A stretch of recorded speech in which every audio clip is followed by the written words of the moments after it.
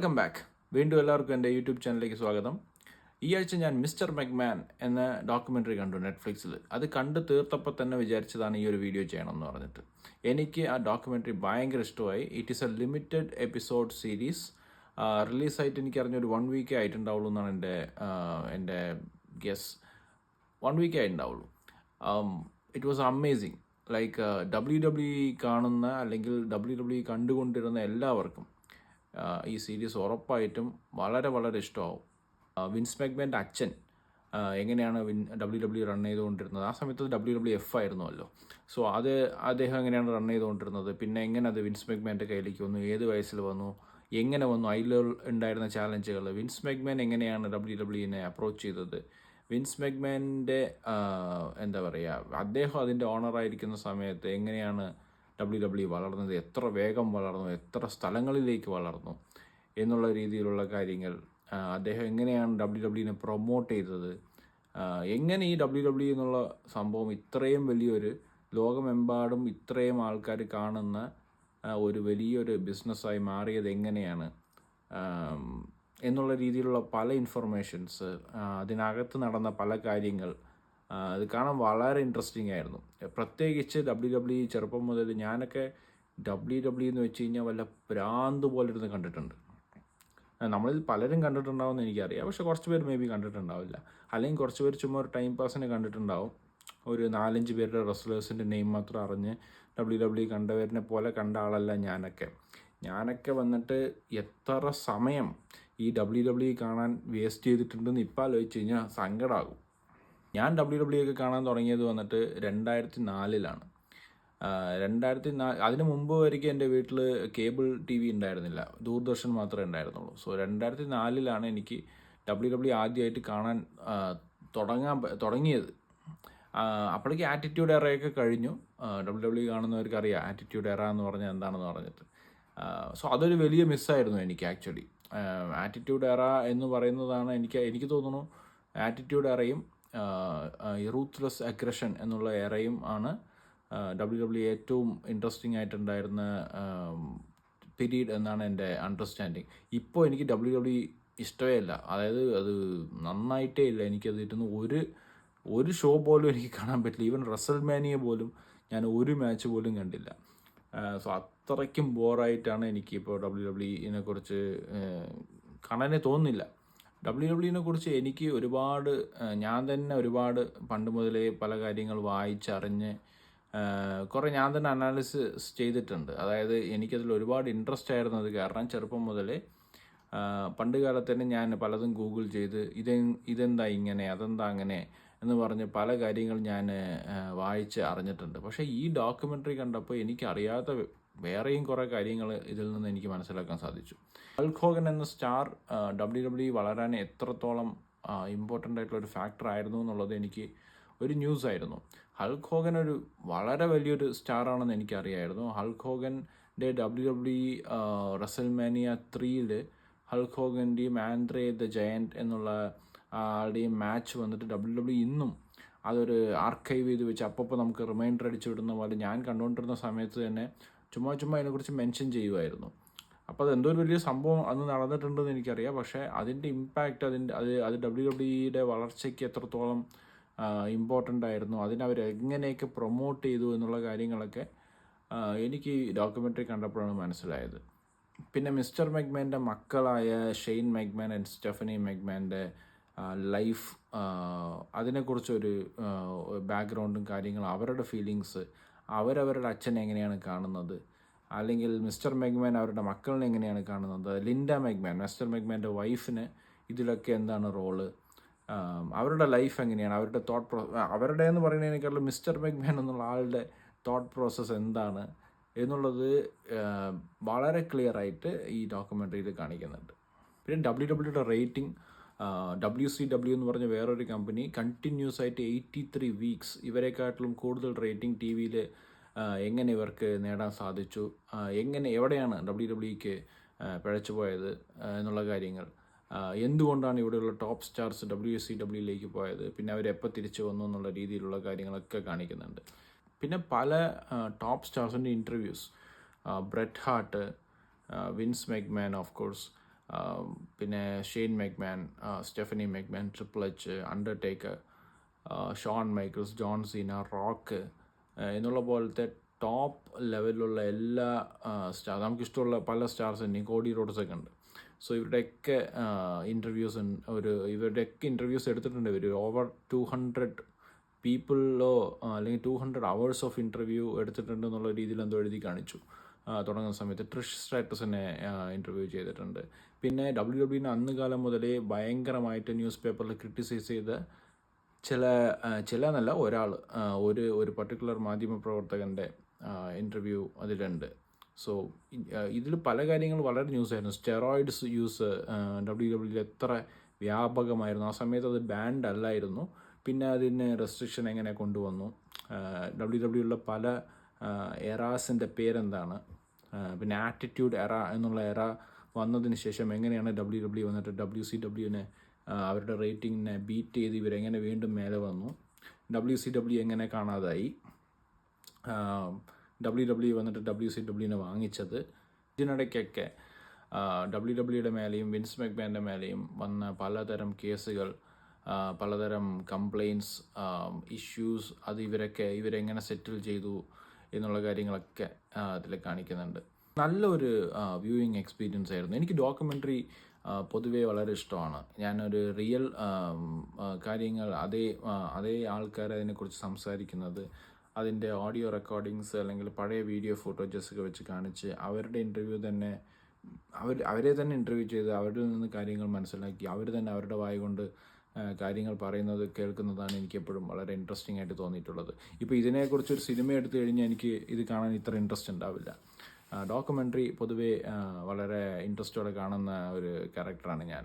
ഇതിൽ Hulk Hogan എന്ന star, അദ്ദേഹം WWE നിന്ന് പോയതിന് ശേഷം അദ്ദേഹം WWE നിന്ന് WCWയിലേക്ക് പോകുന്നു. ഇവർക്ക് ഹൾക്ക് ഹോഗനെ റീപ്ലേസ് ചെയ്യാൻ പറ്റുന്നില്ല. അതിൽ ഇവർക്ക് ഫേസ് ചെയ്യേണ്ടി വന്ന ചാലഞ്ച്, ഇവർ ആരെയൊക്കെയോ അവിടെ കൊണ്ടുവന്ന് ഫിക്സ് ചെയ്യാൻ നോക്കുന്നു. അവരൊക്കെ വളരെ ക്രൗഡൊക്കെ പുള്ള് ചെയ്യുന്ന പോലത്തെ ക്യാരക്ടേഴ്സ് ആണെങ്കിലും ഹൾക്ക് ഹോഗൻ പുള്ള് ചെയ്ത് അത്രയ്ക്കും ക്രൗഡ് പുള്ള് ചെയ്യാനോ അല്ലെങ്കിൽ അത്രയ്ക്കും ഒരു ഹരം ഓഡിയൻസിലേക്ക് കൊണ്ടുവരാനോ അവർക്ക് സാധിക്കാതെ പോയത്. ആറ്റിറ്റ്യൂഡ് എറയെ കുറിച്ച് പറയുകയാണെങ്കിൽ ഇന്ന് നമ്മൾ സ്നേഹിക്കുന്ന പല ടോപ്പ് സ്റ്റാർസും ആ സമയത്തായിരുന്നു അവരുടെയൊക്കെ എൻട്രിയും. അവരൊക്കെ വളരെ അവരുടെ പ്രൈമിലുണ്ടായിരുന്ന സമയം. Stone Cold, Shawn Michaels, triple H, Undertaker, Rock എന്ന് പറയുന്ന പോലെ ടോപ്പായിട്ടുള്ള എല്ലാ സ്റ്റാർസും, വളരെ ഇൻട്രസ്റ്റിംഗ് ആയിട്ട് നമുക്ക് തോന്നുന്ന ഓൾമോസ്റ്റ് എല്ലാ സ്റ്റാർസും ആ സമയത്തായിരുന്നു WWE വന്നിട്ട് കൊടി ഉയർത്തി കളിച്ചു കൊണ്ടിരുന്ന സമയം എന്ന് വേണമെങ്കിൽ പറയാം. ട്രിഷ് സ്ട്രാറ്റസ്, ലീറ്റ എന്ന് പറയുന്ന പോലത്തെ ചില ഡീവേഴ്സ് ആ സമയത്ത് അവരൊക്കെ ആയിരുന്നു ടോപ്പിൽ. പിന്നെ അവരൊക്കെ ഓൾമോസ്റ്റ് 2005 വരയ്ക്കും അവരൊക്കെ ഉണ്ടായിരുന്നു. ആ സമയത്ത് വലിയ റൂൾസൊന്നും ഉണ്ടായിരുന്നില്ല.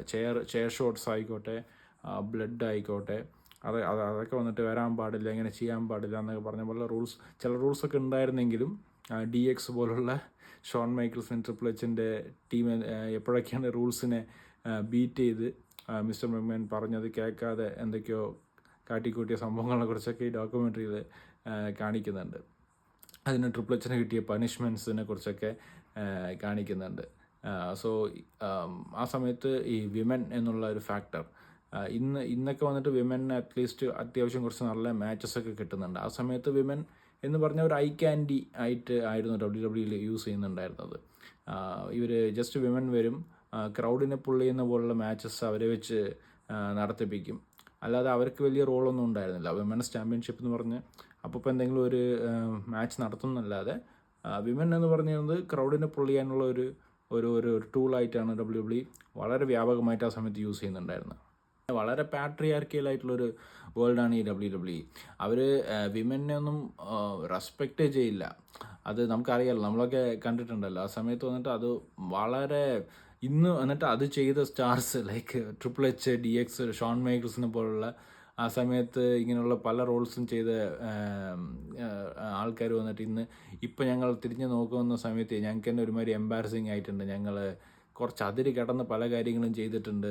ഇന്നാണെങ്കിൽ ഞങ്ങൾ അങ്ങനെയൊന്നും ചെയ്യില്ല എന്നൊക്കെ പറഞ്ഞ് സംസാരിക്കുന്ന പോലത്തതൊക്കെ കാണിക്കുന്നുണ്ട്.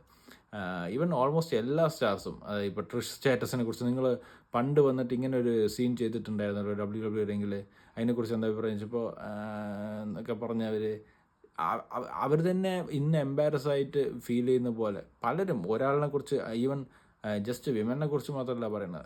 ഇപ്പോൾ ഞാൻ പറഞ്ഞ പോലെ ഷോൺ മൈക്കിൾസൊക്കെ പറഞ്ഞ് ഇന്ന് എനിക്കൊരു മകളുണ്ട്, അപ്പോൾ എനിക്ക് മനസ്സിലാവണോ അത് വന്നിട്ട് ഞാൻ അന്ന് ചെയ്ത പല കാര്യങ്ങൾ അല്ലെങ്കിൽ അന്ന് റിങ്ങിൽ പറഞ്ഞ പല കാര്യങ്ങൾ വന്നിട്ട് ഇത്ര മോശമായിരുന്നു എന്നുള്ളതൊക്കെ ഇന്ന് ഞാൻ റിയലൈസ് ചെയ്യണം എന്നൊക്കെ പറഞ്ഞ് ഷോൺ മൈക്കിൾസ് പറയുന്ന വീഡിയോസും കാര്യങ്ങളൊക്കെ അവർ ക്യാപ്ചർ ചെയ്തിട്ടുണ്ട്. പിന്നെ വേറൊരു വലിയ ന്യൂസായിട്ട് എനിക്ക് തോന്നുന്നത് ഓവൻ ഹാർട്ട് എന്നുള്ള ആളുടെ മരണം. എനിക്കിങ്ങനെ ഒരു ക്യാരക്ടർ ഉണ്ടായതായിട്ടും ഇങ്ങനെ ഒരാൾ WWE റിങ്ങിൽ വെച്ച് തന്നെ മരിച്ചു എന്നുള്ളതിനെക്കുറിച്ചും എനിക്ക് അറിയില്ലായിരുന്നു. സോ ഇതൊരു വലിയ ന്യൂസായിരുന്നു. ഈ ഓവൻ ഹാർട്ട് എന്ന് പറയുന്ന ആൾ ബ്രെറ്റ് ഹാർട്ടിൻ്റെ ദ ഹിറ്റ്മാൻ എന്നുള്ള ബ്രെറ്റ് ഹാർട്ടിൻ്റെ അനിയനായിരുന്നു. ഇങ്ങനെ റിങ്ങിൽ വീണ് മരിച്ചിട്ടുണ്ട്. അതായത് ഇവർ വന്നിട്ട് സ്റ്റേഡിയത്തിൻ്റെ മേലെന്ന് ഇയാളെ ഒരു പർട്ടിക്കുലർ ഇയാൾക്കൊരു എൻട്രി കൊടുക്കാൻ വേണ്ടി ഒരു കയറിലൊക്കെ ഇങ്ങനെ അയാളെ തൊങ്ങാൻ വെച്ച് ഇങ്ങനെ കൊണ്ടുവരുന്ന സമയത്ത് അയാൾ കയറ് പൊട്ടി, അല്ലെങ്കിൽ കയറ് പൊട്ടിയിട്ടാണെന്ന് അറിയില്ല, എന്തോ ഒരു മാൽ ഫങ്ഷൻ കാരണം ഇങ്ങനെ റിങ്ങിൽ വന്ന് വീണു. ഇയാളുടെ തല വന്നിട്ട് ഈ ടേൺ ബർക്കിൽ വന്ന് ഇടിച്ച് ഇയാളുടെ ഒരു രക്തക്കുഴൽ പൊട്ടി അങ്ങനെ ആ റിങ്ങിൽ തന്നെ ബ്ലീഡ് ചെയ്ത് മരിച്ചുപോയി. ഇതിലേറ്റവും ഷോക്കിംഗ് ആയിട്ടുള്ള ന്യൂസ് എന്താണെന്ന് വെച്ച് കഴിഞ്ഞാൽ ഇയാൾ അവിടെ കിടന്ന് മരിച്ചിട്ടും അന്ന് ഷോ നിർത്തിയില്ല വിൻസ് മാക്മാൻ. ഇയാളുടെ ബോഡി വന്നിട്ട് റിമൂവ് ചെയ്തു. ഇയാൾ മരിച്ചു എന്ന് അവർക്ക് മനസ്സിലായെങ്കിലും ഓഡിയൻസിന് ഈ കാര്യം ഇൻഫോം ചെയ്യാതെ ഈ ഷോനെ നടത്തി.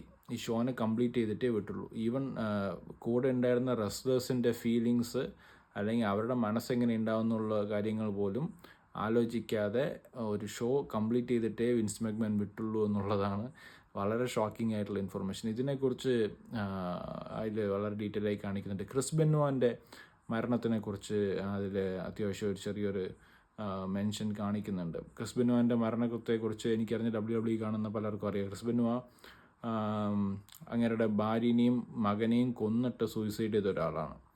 അപ്പോൾ അതിനെക്കുറിച്ച് പല കോൺട്രവേഴ്സീസ് ഉണ്ട്. അതിനെക്കുറിച്ച് ഇതിൽ വന്നിട്ട് കാണിക്കുന്നുണ്ട്. എഡി ഗെറേറോൻ്റെ മരണത്തിനെക്കുറിച്ച് വലുതായിട്ട് കാണിച്ചില്ല, പക്ഷെ പൊതുവെ റെസ്ലേഴ്സ് മരിച്ചതിനെക്കുറിച്ച് ചെറിയ മെൻഷനിങ്ങും കാര്യങ്ങളൊക്കെ അതിൽ ചെയ്യുന്നുണ്ട്. പിന്നെ മോൺട്രിയാൾ സ്ക്രൂ ജോബ് എന്ന് പറഞ്ഞ് ബ്രെറ്റ് ഹാർട്ടിനെ ചതിച്ച മിസ്റ്റർ മാക്മാൻ്റെ ഒരു എപ്പിസോഡ്, അത് WWE വളരെ കോൺട്രവേഴ്ഷ്യൽ ആയിട്ടുള്ള ഒരു എപ്പിസോഡാണ്. WWE കണ്ടുകൊണ്ടിരുന്ന എല്ലാവർക്കും അതറിയാം. അതിൻ്റെ ബാക്ക്ഗ്രൗണ്ട് എന്താണ്, എന്തുകൊണ്ടാണ് മിസ്റ്റർ മാക്മാൻ അങ്ങനെ ചെയ്തത്, ഇന്നും ആ കാര്യത്തിനെക്കുറിച്ച് തിരിഞ്ഞു നോക്കി ഇന്നും അങ്ങനെ തന്നെ ചെയ്യുമെന്ന് ചോദിക്കുന്ന സമയത്ത് എനിക്കതിലൊരു റിഗ്രറ്റും ഇല്ല എന്ന് തന്നെയാണ് മിസ്റ്റർ മാക്മാൻ പറയുന്നത്. ബ്രെറ്റ് ഹാർട്ട് ആ റിങ്ങിൽ വെച്ചിട്ട് ആ മാച്ച് കഴിഞ്ഞപ്പോൾ മിസ്റ്റർ മാക്മാൻ്റെ മുഖത്ത് നോക്കി തുപ്പുന്നുണ്ട്. സോ ഇത് ഭയങ്കര വലിയ കോൺട്രവേഴ്സിയാണ് ഈ മോൺട്രിയാൾ സ്ക്രൂ ജോബ് എന്ന് പറഞ്ഞ്. ഇതിന് മുമ്പും പല റെസ്ലേഴ്സ് വന്നിട്ട് ഇത് നമുക്ക് WWE കുറിച്ച് അറിയാമല്ലോ, ഇത് വന്നിട്ട് കംപ്ലീറ്റ്ലി സ്ക്രിപ്റ്റഡ് ആയിട്ടുള്ളൊരു പരിപാടിയാണ്. മുമ്പ് തന്നെ തീരുമാനിക്കും ആര് ജയിക്കണം ആര് തോൽക്കണം എന്നുള്ളതൊക്കെ. ഈ കാര്യമൊന്നും ഞാൻ WWE കണ്ടുകൊണ്ടിരുന്ന സമയത്ത് എനിക്ക് അറിയില്ലായിരുന്നു പറഞ്ഞ് ഈ WWE വിക്ടറി തന്നെ ഇത് റിയൽ ആണോ അല്ല റിയൽ അല്ലയോ എന്നുള്ള ഈ സംശയം ഈ ഒരു നടുവിൽ കൊണ്ടുവന്ന് നിർത്തും ഓഡിയൻസിന്. ഇതിലാണ് WWE വിക്ടറി. പിന്നെ എനിക്ക് ഒരു ഇൻ്റർനെറ്റ് യുഗം വന്നതിന് ശേഷം നമുക്കത് മനസ്സിലായി, ഇത് വന്നിട്ടൊരു കംപ്ലീറ്റ്ലി ഒരു സ്ക്രിപ്റ്റഡ് ആയിട്ടുള്ള ഒരു ഷോ മാത്രമാണ്, ഇതൊരു സ്പോർട്ടല്ല, ഇതൊരു ഷോ ആണ്, ഇതൊരു എൻ്റർടൈൻമെൻ്റ് ആണ് എന്നുള്ളത്. ഈ ഡോക്യുമെൻ്ററി കണ്ടപ്പോഴാണ് മനസ്സിലായത് അതിൽ കുറച്ച് പേര് വന്നിട്ട് മിസ്റ്റർ മാക്മാൻ പറയുന്നത് കേൾക്കാതെ ബെൽറ്റ് വിട്ടുകൊടുക്കണം, നിൻ്റെ കാലം കഴിഞ്ഞു, now it is time for you to give the belt to someone else എന്നുള്ള രീതിയിൽ ആ സ്റ്റോറി ലൈനിൽ വന്നിട്ട് കൊടുക്കാൻ പറയുമ്പോൾ ഇല്ല ഞാൻ കൊടുക്കില്ല എന്ന് പറഞ്ഞ റെസ്ലേഴ്സ് വരെ ഉണ്ടായിരുന്നു. അവരെയൊക്കെ എങ്ങനെയാണ് മിസ്റ്റർ മാക്മാൻ ഡീൽ ചെയ്തത് എന്നുള്ളതിനെക്കുറിച്ചൊക്കെ വന്നിട്ട് ഇതിൽ കാണിക്കുന്നുണ്ട്. ഈ സ്ക്രിപ്റ്റഡ് ആയിട്ടുള്ള കാര്യങ്ങളെക്കുറിച്ച് പറയുന്ന സമയത്ത് ഇന്നും WWE വന്നിട്ട് ട്രൂ ആണെന്ന് വിചാരിച്ചുകൊണ്ടിരിക്കുന്ന ആൾക്കാർ ഇന്നും ഉണ്ട്. അപ്പോൾ അവരുടെ അടുത്ത് ഇന്നും ഞാൻ എൻ്റെ ചില ഓഫീസിലുള്ള ആൾക്കാരുടെ അടുത്തൊക്കെ എന്തെങ്കിലും സംസാരം വരുമ്പോൾ ഇങ്ങനെ WWE സ്ക്രിപ്റ്റഡ് ആണെന്ന് പറഞ്ഞു കഴിഞ്ഞാൽ അതെയോ എന്ന് ചോദിക്കും. അണ്ടർടേക്കറും കെയ്നും ഏട്ടനും അനിയനാണ് എന്ന് വിശ്വസിക്കുന്ന ആൾക്കാർ ഇന്നും ഉണ്ട്. അവർ WWE മാത്രമാണ് ഏട്ടനും അനിയനും എന്നുള്ള കാര്യം പലർക്കും ഇന്നും അറിയില്ല. ഇപ്പോൾ എഡി ഗെറേറോ ചാവോ ഗെറേറോ എന്ന് പറഞ്ഞ 2 പേരുണ്ട്. ഇപ്പോൾ എഡി ഗെറേറോൻ്റെ നെഫ്യൂ ആണ് ചാവോ ഗെറേറോ. അത് WWE അങ്ങനെ തന്നെയാണ് കാണിക്കാറ്. പക്ഷേ ഈ അണ്ടർടേക്കർ കെയ്ൻ എന്നുള്ളത് അങ്ങനെയല്ല കാണിക്കുക. അണ്ടർടേക്കറും കെയ്നും ഒരു ബന്ധവുമില്ല, ഇവർ രണ്ടുപേരും ഒരു ഫാമിലിയുള്ള ആൾക്കാർ പോലും അല്ല. സോ ഇങ്ങനെ WWE അവരുടേതായിട്ടുള്ളൊരു സ്റ്റോറി ലൈൻ ഉണ്ടാക്കും. അത് പലർക്കും ഇന്നും അത് മനസ്സിലായിട്ടില്ല. ഈ സ്ക്രിപ്റ്റഡ് ആയിട്ടുള്ള ഒരു ഷോ ആണെന്നുള്ളത് ഏത് കാലത്തും WWE ടോപ്പ് മാനേജ്മെൻറ്റ് വന്നിട്ട് വലുതായിട്ട് ഡിനൈ ചെയ്യാൻ പോയിട്ടില്ല എന്നുള്ളതാണ് സത്യം. പക്ഷേ ഇവർ വന്നിട്ട് ഇവരായിട്ട് ഓപ്പണായിട്ട് മുമ്പിൽ പോയി ഇതൊക്കെ ഫേക്കാണ്, ഇതൊക്കെ ഞങ്ങൾ ഫുള്ള് തീരുമാനിക്കുന്നതാണ് പറഞ്ഞിട്ട് ഇവരുടെ ഈ ഇൻറ്റേർണലായിട്ട് നടക്കുന്ന കാര്യങ്ങളെക്കുറിച്ച് ഇവർ പോയി അഡ്വർടൈസ്മെൻ്റ് ഒന്നും ചെയ്യില്ല. ആരെങ്കിലും വേണം എന്ന് പറഞ്ഞ് WWE ഒരുമാതിരി മോശമായിട്ട്, അല്ലെങ്കിൽ ഇതൊക്കെ ഒരു കളിയാണോ, അതൊക്കെ കണ്ടുകൊണ്ടിരിക്കുന്നവരെ എന്താ പറയുക, ഇങ്ങനെയൊക്കെ പറയുന്നവരെ ഒക്കെ ഇവരെങ്ങനെയാണ് ഡീൽ ചെയ്തതെന്നുള്ള കാര്യങ്ങളൊക്കെ ഇതിൽ കാണിക്കുന്നുണ്ട്. പിന്നെ ഇന്ന് വന്നിട്ട് ഓൾമോസ്റ്റ് എല്ലാവർക്കും അറിയാം ഇത് വന്നിട്ട് ഒരു സ്ക്രിപ്റ്റഡ് ആയിട്ടുള്ളതാണ്. ഇത് അറിഞ്ഞുകൊണ്ട് തന്നെയാണ് കാണാൻ പോകുന്നത്. അവരും ഇത് തന്നെയാണ് ഉദ്ദേശിക്കുന്നത്. ഇതൊരു ഷോ ആണ്, ഇതൊരു സിനിമയാണ്. There is A good Guy, there is A bad Guy, there is A particular situation. ആ സമയത്ത് വന്നിട്ട് നടക്കുന്ന കാര്യങ്ങൾ, ഇതിങ്ങനെ ഒരു സ്റ്റോറി ലൈൻ ഇവരുണ്ടാക്കുന്നതാണ്. പല ക്യാരക്ടേഴ്സിനെ കൊണ്ടുവന്ന് അണ്ടർടേക്കറിനെ പോലെ. ഇപ്പം അണ്ടർടേക്കർ എന്നുള്ള ആൾ നമ്മളൊക്കെ വന്നിട്ട് ചെറുതായിരിക്കും പറയുമല്ലോ, അണ്ടർടേക്കറിന് 7 ജീവനുണ്ട് അണ്ടർടേക്കറിന് എന്നൊക്കെ പറഞ്ഞ് പല ന്യൂസും കാര്യങ്ങളൊക്കെ ആയിരുന്നു ഈ സ്കൂളുകളിലൊക്കെ സംസാരിച്ച്. എനിക്കിതിൽ ഏറ്റവും വലിയ അത്ഭുതം എന്താണെന്ന് വെച്ച് കഴിഞ്ഞാൽ, ഇപ്പം ഞാനൊക്കെ കേരളയിലാണ് പഠിച്ചത്, ഇന്ന് ഞാൻ തമിഴ്നാട്ടിലാണ്. അപ്പോൾ ആ സമയത്ത് ഇൻ്റർനെറ്റും ഇല്ല, മൊബൈലും ഇല്ല, ഒന്നുമില്ല, അല്ലെങ്കിൽ നമ്മൾ അറ്റ്ലീസ്റ്റ് യൂസ് ചെയ്യുന്നുണ്ടായിരുന്നില്ല. ഈ കേരളത്തിലുണ്ടായിരുന്ന ഇതേ റൂമേഴ്സ് എങ്ങനെയാണ് തമിഴ്നാട്ടിലും ഉണ്ടായിരുന്നത്, അല്ലെങ്കിൽ എല്ലാവിടെയും ഇതെങ്ങനെയാണ് ഉണ്ടായിരുന്നത് എന്ന് പറഞ്ഞ കാര്യങ്ങൾ ഇന്നും എനിക്ക് ഷോക്കിംഗ് ആണ്. അതേ റൂമർ, അണ്ടർടേക്കറിന് 7 ജീവൻ ഉണ്ടായിരുന്നു, ചെറുതായിരിക്കുന്ന സമയത്ത് അണ്ടർടേക്കർ കെയിനിൻ്റെ മുഖത്തിന് തീ വെച്ച് കത്തിച്ചു, അതുകൊണ്ടാണ് കെയിൻ മാസ്ക് ഇട്ട് വന്നുകൊണ്ടിരുന്നത്, അതുകൊണ്ട് അങ്ങനെയാണ് അണ്ടർടേക്കറും കെയിനും തമ്മിലുള്ള പകയ്ക്ക് കാരണം, എന്തൊക്കെയോ എന്ന് പറഞ്ഞ് പല സംഭവങ്ങളും പല കഥകളും ഉണ്ട്. അപ്പോൾ എനിക്ക് തോന്നുന്നു ഇനി അങ്ങനെ വല്ല പ്രൊമോ കാണിച്ചിട്ടുണ്ടായിരുന്നോ എന്നൊന്നും എനിക്കറിയില്ല. പക്ഷേ ഒരേ റൂമർ പല സ്റ്റേറ്റുകളിൽ, ഈവൻ പല രാജ്യങ്ങളിലുണ്ടെന്നാണ് എനിക്ക് തോന്നുന്നത്. അപ്പോൾ ഹൾക്ക് ഹോഗന് ശേഷം ബ്രെറ്റ് ഹാർട്ട്, അതിനുശേഷം എനിക്കറിഞ്ഞ റോക്ക്, അതിനുശേഷം എനിക്കറിഞ്ഞ ജോൺ സീന, റോമൻ റെയിൻസ് എന്ന് പറഞ്ഞ് ഇങ്ങനെ ഇവർ ഓരോ കാലഘട്ടത്തിൽ എങ്ങനെയാണ് ഓരോരോ ടോപ്പ് സ്റ്റാർസിനെ ഇവരുണ്ടാക്കിയത്, എങ്ങനെ ഇവർ കടന്നു വന്നു എന്നുള്ള രീതിയിലൊക്കെ വളരെ ഇൻട്രസ്റ്റിംഗ് ആയിട്ടുള്ള ഒരു ഡോക്യുമെൻ്ററി കാണാൻ പറ്റി. അതുകൊണ്ട് WWE കാണുന്ന, WWE പണ്ട് കണ്ടുകൊണ്ടിരുന്ന എല്ലാവരും ഈ മിസ്റ്റർ മെക്മാൻ എന്ന് പറഞ്ഞ ഈ ഒരു ഷോ ഉറപ്പായിട്ടും പോയി കാണുക. മിസ്റ്റർ മെക്മാൻ എന്നുള്ള ക്യാരക്ടർ, ഒരു ഈവിൾ ബോസ് ആയിട്ടുള്ള ക്യാരക്ടർ, സ്റ്റോൺ കോൾഡ് സ്റ്റീവ് ഓസ്റ്റിനും മിസ്റ്റർ മെക്മാൻ്റെയും സെഗ്മെൻറ്റ്സ് വന്നിട്ട് എങ്ങനെ ക്രൗഡിനെ പുൾ ചെയ്തു എന്നുള്ള രീതിയിലുള്ള പല കാര്യങ്ങൾ, ഡൊണാൾഡ് ട്രംപിനെ വെച്ച് ഇവർ റസൽമേനിയയിൽ കൊണ്ടുവന്നൊരു ഹെയർ വേഴ്സസ് ഹെയർ മാച്ച് എന്നൊക്കെ പറഞ്ഞ് നടത്തിയ മാച്ചിനെ കുറിച്ചും പല കാര്യങ്ങൾ ഇതിൽ കാണിക്കുന്നുണ്ട്. വളരെ ഇൻട്രസ്റ്റിംഗ് ആയിട്ടുണ്ടാവും. സോ ഉറപ്പായിട്ടും കണ്ടു നോക്കുക. അധികം വൈകാതെ വേറെ വല്ലൊരു ടോപ്പിക്കിൽ വീണ്ടും കാണാം. Thank you. ബൈ.